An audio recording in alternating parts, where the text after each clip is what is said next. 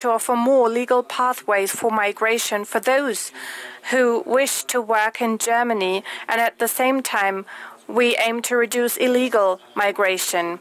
This is a win-win situation for all countries involved. We see a great potential for orderly, skilled labor migration from Kenya in many fields of our economy. Kenya is a solid democracy. This is why your country is a stabilizing actor in a truly troubled region. We very much appreciate what Kenya has achieved in terms of mediation efforts in the last year, and also in the current situation. It is continuing to show in many ways in its region that it is committed. This is especially true with regard to the situation in Sudan, that is, of course, very concerning to us and many others. Many Sudanese people have taken to the streets over the last years, risking their lives. They have stood up for democracy and freedom, for a transition moving from military structures to a civilian structure. So the army and the RSF must end their military struggle for power, which happens to the detriment to the people of the country, which leads to violence and destruction. There needs to be a transmission to a civilian government, and we are grateful for Kenya's commitment in this regard. Let me highlight it once more. We will do everything we can also to support the initiatives that have been taken. And also elsewhere, Kenya is committed. I said it before, in Somalia, Ethiopia, the Democratic Republic of the Congo. These are indispensable efforts of support that we greatly appreciate and that we're happy to support. I am deeply convinced that initiatives for peace and stability in Africa, led by African states themselves, will only gain in importance. They are very relevant. And just as Kenya, we count on developing a multilateral world in which nobody tries to shift borders, in which the rules of international order are accepted on the basis of the United Nations Charter and the international law. This is why it is very important for us and so significant that we raise our voices when international law is breached. And the Russian aggression against Ukraine is a breach of the international peace order and a threat to peace and freedom, not only in Europe but across the globe, because it means that borders might be shifted with the use of violence, but this would lead to a world that is more insecure. So we need to insist that things have to be done differently. We want to help strengthening our cooperation, move forward with global governance, and of course it is also important for us that African states are better represented and are given a stronger voice. Germany therefore supports the efforts for permanent African seats on the United Nations Security Council, and we also support a formal seat for the African Union within the G20. Thank you very much. Thank you for welcoming me with such warmth in Nairobi, and I'm very much looking forward to seeing you soon again.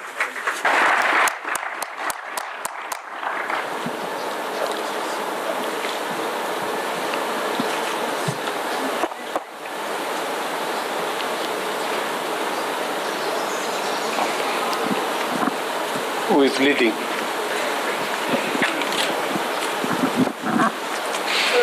Hier ist Eckhard Lohse, Frankfurter Allgemeine Zeitung. Eckhard Lohse, Frankfurter Allgemeine Zeitung, Berlin. To the President, one to the Chancellor. Mr. President, you mentioned already the easier access from qualified people from Kenya or other countries to the German labor market.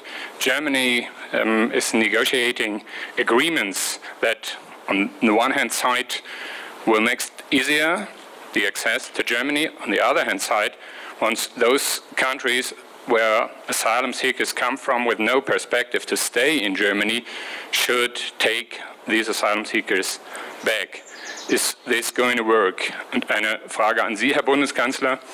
And one question to the Chancellor. How big is the threat that the conflict in Sudan might spill over and lead to new migration movements towards Europe and Germany? Thank you. Thank you very much. As a country, we believe in the rule of law.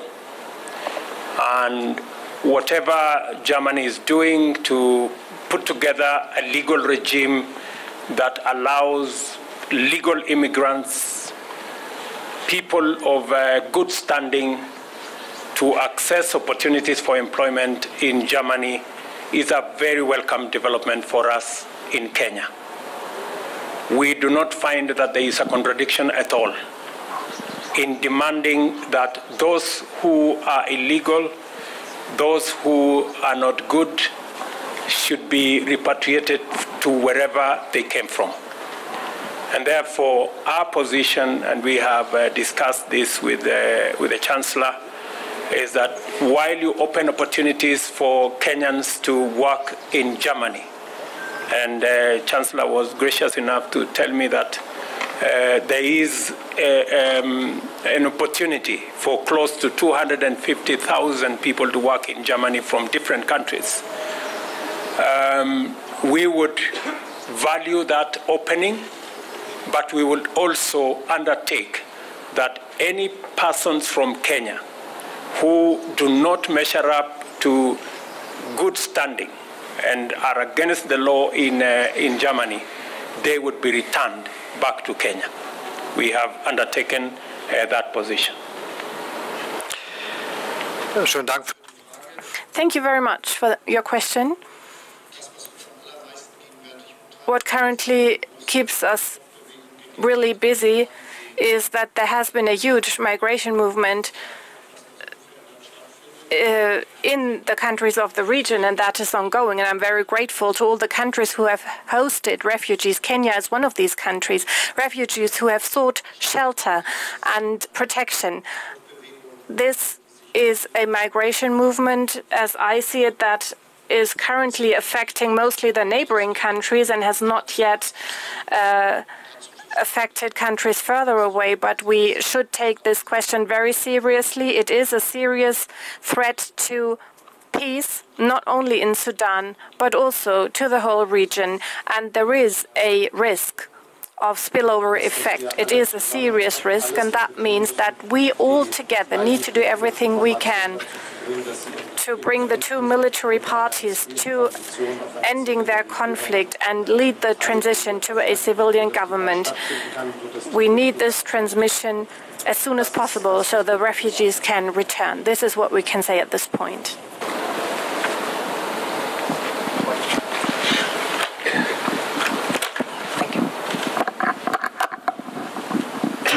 Anna Lehmann, Taz, Berlin. Annalena Taz, Berlin. You mentioned the climate partnership with Berlin, which was renewed and expanded during your stay in Berlin 1 month ago in order to produce green energy, green hydrogen, green fertilizer, and so on.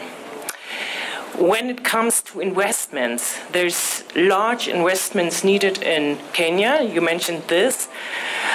What do you expect in this, in terms of investments from the German economy, and what could German politics do to motivate enterprises to invest here in Kenya? Und zum Thema erneuerbare. Concerning renewable energies, Mr. Chancellor, a question to you concerning renewable energies. Your government adopted a law that says every new heating system installed starting in 2024 needs to be powered with 65% of renewable energy sources. We hear more and more voices from your own coalition that the obligation to change a heating system in this way should be amended.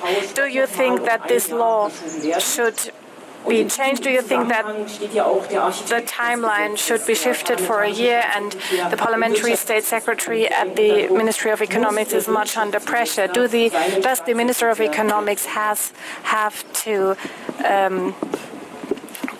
ask for his withdrawal? Thank you very much. asked him to step down. It will not be the first time for us to work with Germany on our renewable energy space or the geothermal space or the green space. We have a long history of working with German technology, German investment in our renewable energy space. In fact, our 92% of renewable energy in our grid today, there is substantial contribution by German technology and German investment.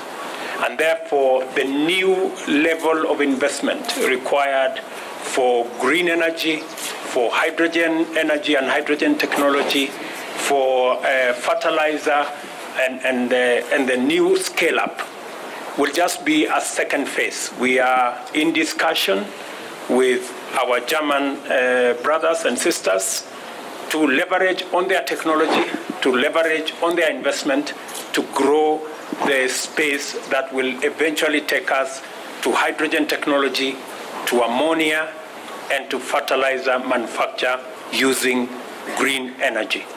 And one more thing, when you say that what would German politicians do, is again the whole conversation about climate financing and green growth. We have huge resources of green energy potential, hydro, wind, energy, geothermal in the African continent and in Kenya. A new negotiated international financing mechanism that clearly articulates and responds to the huge opportunity for green energy from Kenya and from this continent would be a very welcome conversation. And therefore, aside from having a conversation about adaptation, mitigation, loss and damage, it is our considered view that politicians should now move the conversation to the space of climate financing and climate investment, because we believe that there exists greater opportunity in that space than even in the other spaces. And that is why we are asking as a continent, and we are consolidating our position, and it is the reason I have called for the Africa Climate Summit in September, so that we can package our assets and the opportunities that exist for financing and for investment. We are going to have a big conversation, and we hope that German politicians can support in the whole space of carbon trading, carbon financing that will inform financing going into the future. Thank you.